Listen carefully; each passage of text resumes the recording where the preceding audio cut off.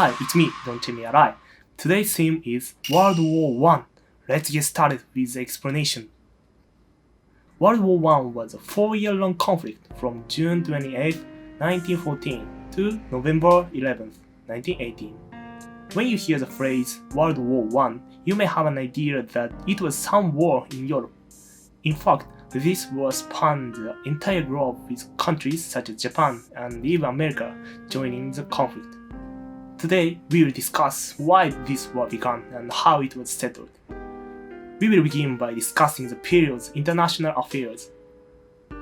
Starting in the 18th century and into the 19th century, Britain experienced its Industrial Revolution. The Industrial Revolution transformed society by utilizing steam power and reforming machinery and factories. Some nations quickly became wealthy through industrialization.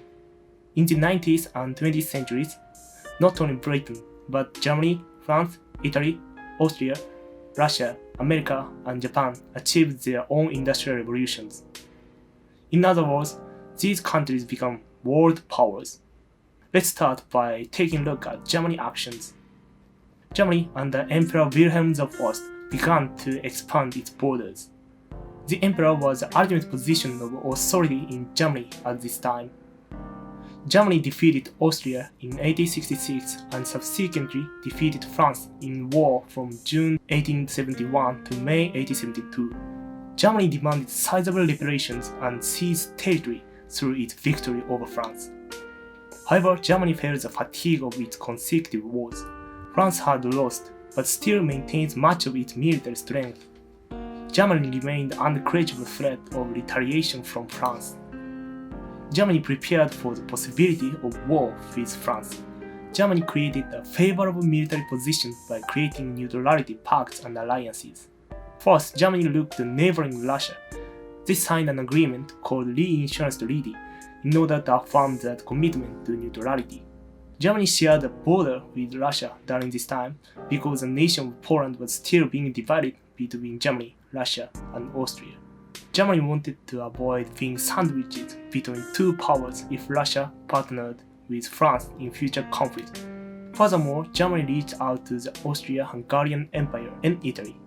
These three nations created the Triple Alliance in 1882. Italy and Germany's relationship became friendlier. As a geographically close industrial nation, Italy was a good choice for an ally. Even though Germany had defeated Austria only 16 years earlier, Germany had not demanded reparation or land, and there was not much hostility between them. On top of that, Germany was wary of Britain and sometimes made compromises in its economic and colonial decisions. During this period, Britain maintained a strong policy of non-alliance. The British termed the policy splendid isolation. Therefore, Germany did not create an alliance with Britain, but affirmed their friendly relationship. With these actions, Germany created favorable conditions even if conflict returned with France. Germany also increased efforts in economic diplomacy. Germany actively traded with non-industrial nations to increase their economic dependence on Germany. Through Germany's actions, France was unable to create alliances with their developed nations. Lesser nations saw Germany as a friendly power. France fell deeper into isolation as a result. However, everything changed in 1888 when the new emperor of Germany, Wilhelm II, came to power. Wilhelm II supported the idea of pan-Germanism. Pan-Germanism was a belief held by many Germans that proclaimed Germans are the greatest race on the planet. Germans are the people who should lead the world. Upholding this ideal, Germany broke its reinsurance treaty with Russia in 1890 and pushed into the Balkan Peninsula. Germany attempted to expand trade to the Mediterranean and Black Sea. The reinsurance treaty with Germany allowed Russia to expand its influence in Asia territories. But after Germany broke with the pact, Russia increased attention on its European front, especially Germany. Since breaking a neutrality agreement is basically the same thing as saying, "I'd like to go to war with you," this was an obvious move.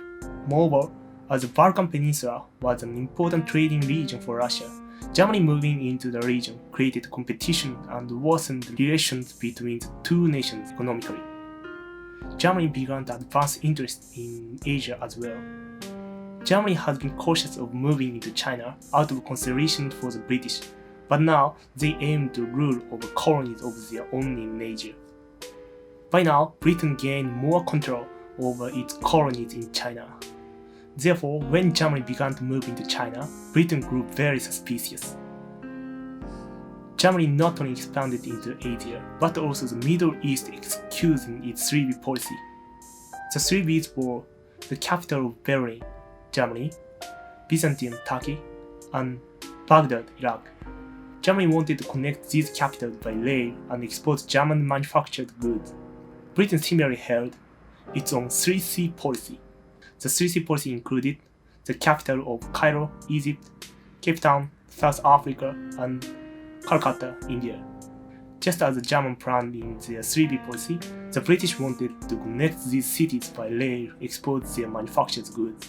If you take a look at the map, you can see that while they do not cross yet, the German rail would eventually cut off the British system vertically if Germany continued building.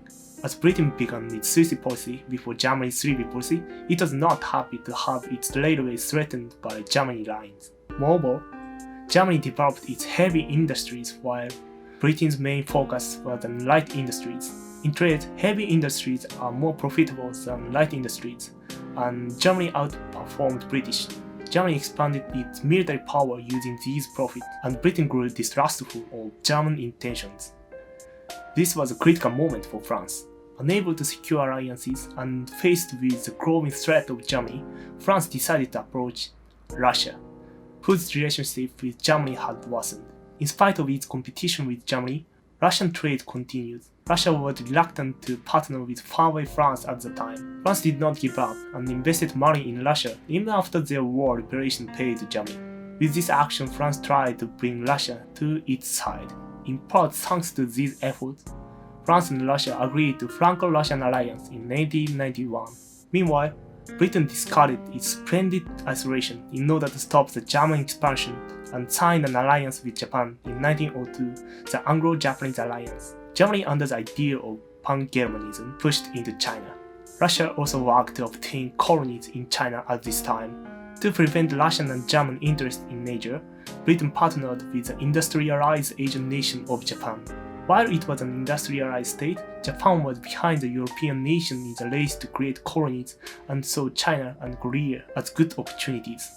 So, in order to oppose German and Russian attempts to advance into China, Japan joined with Britain. Afterwards, Britain joined isolated France in the Cordial Agreement in 1904 and opposed the economically growing Germany in Europe. This was not an alliance, but an entente. An entente, unlike an alliance, promises support for each other's trade, economy, and country-level negotiation, but does not promise military support if war breaks out. Then in 1907, Britain formed the Anglo-Russian Entente with Russia, which had improved relations with France after the Franco-Russian alliance. Britain feared German and Russian involvement in China equally, but after Russia lost to Japan in the Russo-Japanese War from February 1904 to September 1905, Britain no longer needed to fear Russian involvement in the region. After the loss, Russia gave up its ambition in Asia and moved its effort to opposing the German threat. This made it possible for Russia to sign an agreement with Britain. This was how the Triple Entente was formed, and so Germany faced Britain, France, and Russia. This was a diplomatic situation leading up to the First World War. Now I will explain the direct cause of war and events that followed it. A country called Serbia existed in the Balkan Peninsula, where Germany was spreading its influence. Next to Serbia was Bosnia-Herzegovina. German ally Austria controlled this territory. The German allied Austrians had pushed far into the Balkan Peninsula, and Serbians began to believe it was their turn to be conquered. In the middle of this, on June 28, 1914, Austrian Prince Ferdinando took a trip to Sarajevo, Bosnia-Herzegovina, on a military inspection with his wife, Sophie. This will be the spark that started the First World War.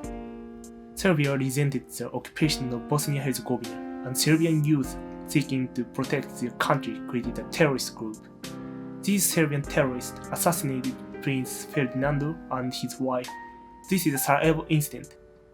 This engaged Austria, which ordered Serbia to meet 10 impossible demands. Somehow Serbia was able to comply with 8 of the demands, but demand 5 and 6 proved difficult, and Serbia did not commit the decision. The 5th demand was that Serbia allow Austrians to join the military and police, and number 6 demanded the trial for the incident to be held in Austria. Austria would not accept only partial compliance, and on June 28, 1914, it declared war on Serbia. Following Austria's declaration of war, the German allies in the Triple Alliance declared support. In response, Russia declared support for Serbia. Russia built strong relations with Serbia and developed trade within the Balkans. Russia believed if Germany and Austria were allowed to intrude any further into the region, Germany would capture vital exports and damage the Russian economy. The result: Germany declared war on Russia on August 1st and then on Russia-allied France on August 3rd. France supported Russia under the Franco-Russian Treaty, and Germany knew that there was a high possibility of attack from the rear. The stage was set for the First World War. At first, the sides were Germany and Austria versus Russia, France, and Serbia. Germany asked for passage through Belgium and Luxembourg in order to increase the war front with France. However, Belgium and Luxembourg wanted to remain neutral in the conflict and refused to aid any country. The two nations refused German passage. This prompted Germany to declare war and attack Belgium and Luxembourg. Britain was moved by this attack on two neutral nations. While Britain had agreed to Triple Entente with France and Russia, unlike an alliance, they were not required to provide military support in war times and did not intend to join the war. However, Britain had made an agreement called the Treaty of London. This Treaty of London was a pact to protect Belgian independence and neutrality. But while they had promised to protect Belgium, Britain's failure to protect Belgium proclaimed to the world that Britain could not keep its promises. Thus, Britain declared war on Germany on August 4th. This brought Japan into the war by way of the Anglo-Japanese alliance. Britain's Australian colony also joined the war on the side of the Triple Entente. Serbia's enemy, Bulgaria, along with Turkey and the Ottoman Empire, joined the Triple Alliance, as these two countries had a bad relationship with Russia. Battle spread Europe's African colonies and across the globe. Italy, one of the members of Triple Alliance, kept neutral due to territory disputes with Austria. Britain promised Italy support in the dispute if they were victorious.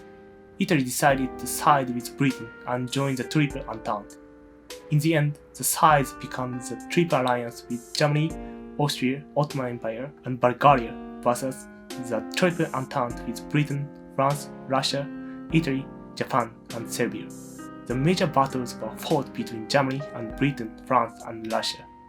The Triple Entente members created the alliance for the purpose of defeating German dominance and were eager to fight. Now let's take a look at Germany. At the start, Germany was able to secure a favorable position. On the Eastern Front, Germany fought Russia in the territory of current-day Poland. The Russian forces were larger but slow to reach the German front, giving the Germans time to create a battlefront. At the time, railroads was a major source of troop transportation, but there were few complete rail systems and troops were forced to walk from many areas. Germany was also able to figure out the Russian battle plan and gain an advantage, leading to victory. On the Western Front, Germany broke through Belgium, invaded France, and marched troops 170 kilometers from Paris. Under these circumstances, France fell into a crisis situation at the start of the conflict. However, France collected vehicles from around the country and used them to move troops to Paris faster than Germany expected. France was the first to utilize automotive vehicles for military purpose on such a massive scale. Germany was not able to push closer to Paris, and the arrival of British reinforcements forced the German army to retreat from the overwhelming numbers. After the fighting, each country reconsidered their strategy. Beginning with World War I, the machine gun became a widely used weapon in war. Both sides began to think about how to utilize the machine gun. Until this time, guns fire one pellet at a time. With previous weapons, no matter how skilled your soldiers were, they could not fire more than 30 rounds a minute, but the machine gun could fire 200 to 300 rounds a minute. Each country turned to ambush tactics as a result of the consideration. Both sides began to favor digging trenches and waiting with heavy machine guns. When the enemy drew close, they would open fire. The new tactics increased the time frame of the war. Both sides laid in wait and there was very little movement. As soon as troops left the trench, they were gunned down by the enemy. There was nothing for them to do but sit and wait. While this state of war continues, engineers from every nation developed weapons to break through the trenches. The first I will discuss is the airplane. From the air, plane could see into the trenches and get a count of the men and machine guns available for the enemy. Engineers developed many uses, such as attaching machine guns for the aerial attacks and dropping bombs from the sky. In reality, airplanes moved too quickly to accurately view the ground, and bombs dropped from the planes often missed their target. At this time, the airplane did not have the power to change the war. The next weapon is poison gas. Poison gas was heavier than the surrounding air, and the engineers believed it would fall into the low trenches to great effect. However, nations were able to counter this tactic quickly with gas masks, preventing any large turn of events. Next is the tank. The tank was first developed by the British, designed to deflect incoming fire and break through the trenches. But just as the airplane and poison gas, the tank did not sway the tide of war. The tank was too flawed to make a true difference because of the challenge in securing parts, inability to traverse mud, and difficulty in making repairs. Lastly, let's discuss the submarine. Submarines were able to attack ships laden with food and weapons without being spotted by the enemy. Germany began a strategy of unrestricted submarine warfare and targeted vessels in the Atlantic and other seas. This strategy not only sank military vessels, but also civilian ships. You could consider it slaughter. Germany first debated whether to implement unrestricted submarine warfare, but eventually adopted the strategy. The reason lied in Germany's supply shortage. The soldiers in the trenches were human. Humans require food and weapons in order to fight. And as the fighting spread over Europe, food production and weapon manufacturing suffered. Especially in Germany, where their focus on heavy industry left the light industries and agriculture behind. Even though Germany could produce poison gas and machine guns, they were unable to supply bullets for machine guns and shoes for soldiers on their own. The hit to farming was especially devastating. Germany fell into a serious food shortage. In 1915, it produced 50 million tons of potatoes, but just 1 year later, in 1916, it produced only 26 tons. On the other side, Britain and France utilized their colonies and Japan to ship food and materials by boat. Japan shipped large amounts of guns to Britain and France, which in turn sent them as needed to Russia. Russia avoided weapon shortage with their help. The land battle became deadlocked, but Germany was at a disadvantage in the sea. Germany also lacked the same amount of colonies as the other powers and was unable to supply itself sufficiently. If Germany kept fighting under these conditions, they were doomed to failure. So they created a plan to target British and French ships. However, this strategy becomes the reason for America entering the war on the side of the Triple Entente. Let's take a moment here to explain the American situation. America took advantage of its growing population and large landmass to develop both light and heavy industries. The famous car maker Ford Motors was founded 11 years before the First World War began. With its growing number of colonies such as Dominican and Philippines, America had grown to rival the great European powers. America developed a policy of non-interference in European conflict. Even after reports of German submarines sinking civilian ships, America did not take direct action and only condemned the German government. To America, Europe's conflict was its own, and rather than send American citizens to fight, it sought to increase America's power. However, in May 1915, German submarines sank a British passenger boat, killing 128 Americans on board. With this event, America began to see the conflict not as some faraway event, but as a war that could reach home. And in the following years of 1916 and 1917, France and Britain continued to lose to Germany, increasing calls for America to join the war. America had loaned a large sum of money to Britain and France. If the Triple Entente lost the war, the Americans would never be repaid. And in April 6, 1917, America declared war on Germany. In 1918, American troops landed in Europe. By this time, Europe had been fighting the conflict for 4 years. The great powers were badly won, specifically Germany, which continued to struggle with supply shortage, as I explained earlier, was reaching exhaustion. This is where the Americans, with an enormous amount of weapons and aircraft, entered the scene. Before this, Germany had managed to continue the struggle against France and Britain. They were only able to continue because France and Britain weakened at the same rate as Germany. When the untouched American forces joined the war, Germany crumbled. Finally, the war ended as both sides signed the ceasefire agreement on November 11, 1918, with American-backed Triple Entente emerging victories. This is how the First World War drew to a close. Lastly, I will sum up the casualties of the war. The casualties totaled 9,400,000 for the Triple Entente and 7,100,000 for the Triple Alliance. Counting the civilian damage and injuries suffered through the war, that number will rise. Just as the name World War I suggests, this was the first war to involve the entire world. It was not a sudden eruption of conflict, but a compiling of tragedies that led to the war. All we can do to prevent another war is remember the process that led to this war and the key events. As people living as a result of our history, we must condemn countries pushing for war. Thank you for listening to my explanation of World War I today. If you can think any current events that are leading us closer to war, I'd love to research them. Please leave a comment down below. If you like this video, please leave a thumbs up. See you next time.